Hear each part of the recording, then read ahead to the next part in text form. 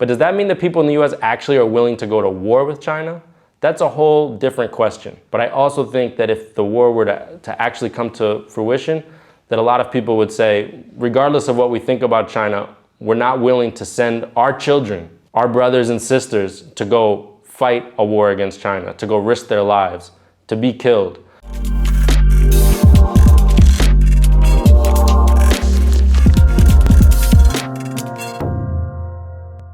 The US is a hypocritical society, if that was the one word, hypocrisy. That it's a government it's a society that's presented itself as the exceptional nation, the nation above all other nations.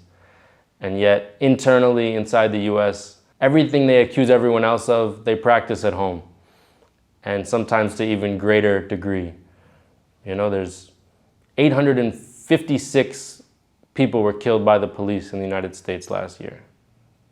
856, at least that was in mid-December when I looked at the numbers. It's probably higher by the year's end.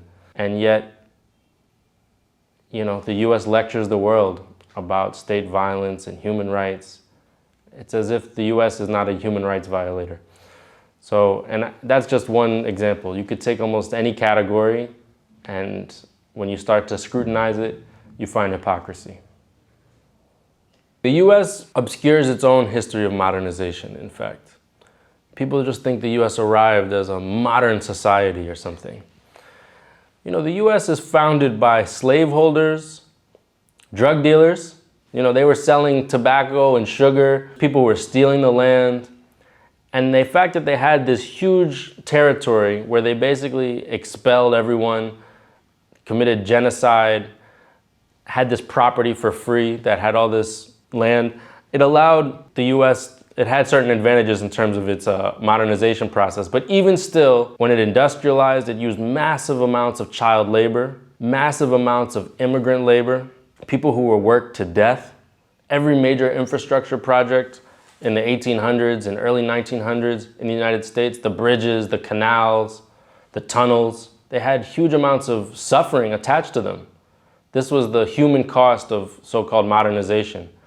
And there was such enormous inequality that was generated at that time from inside the US, and then also basically colonialism, neo-colonialism, slavery. These are the sort of the preconditions for US modernization. But you know, the fact that China has basically done it in a few short decades compared to the length of time that the West modernized, and done it with, I would say, far less human suffering, and without basically extracting lots of value from the rest of the world, without colonialism, is an amazing achievement. And frankly, I think the one thing that gets underestimated about Chinese modernization is the role of the Communist Party of China. You know, the fact that you actually have a government that can set 5, 10, 15-year plans, can set goals that are 30, 50 years out, and then assess the political leadership at every level based on whether it's achieving those goals, is very different from the US political system, where a politician comes in, they have no interest in an infrastructure project that's going to be finished in 20 years or 10 years. They have no interest in a poverty alleviation program that's not going to deliver immediate results. Why? Because their election is coming up in 2 years or 4 years. It's so competitive, so individualistic, focused really around short-term thinking. That's the reason why all the bridges are collapsing in the United States, why there's so many train derailments. I think that with the magnitude of the challenges, whether it's climate change, technology, you know, unemployment, all these different things, this is the moment in history where long-term planning is going to be heavily rewarded. I don't think a war between the US and China is totally inevitable. I think it is avoidable, but it's not avoidable unless there's a change in the form of government basically in the United States. I think both parties have a consensus right now that while they can disagree on almost any other issue, that if China is allowed to grow peacefully for the foreseeable future, that means the US will lose its place as the top dog in the whole world. And both parties are united that this is completely an unacceptable outcome. It's true that people in the US now have a more negative view of China than they did a few years ago because of the nonstop propaganda. People's perceptions of China can change a lot based on this propaganda. But does that mean that people in the US actually are willing to go to war with China? That's a whole different question. But I also think that if the war were to actually come to fruition, that a lot of people would say, regardless of what we think about China, we're not willing to send our children, our brothers and sisters, to go fight a war against China, to go risk their lives, to be killed.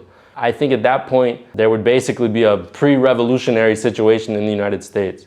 And so that's why I think the US knows this, and they're trying to, instead of have actual war with China, what they're trying to do is increase the pressure on China, to encircle China, to use information war, hybrid war, financial war, to try to stimulate more contradictions inside of China.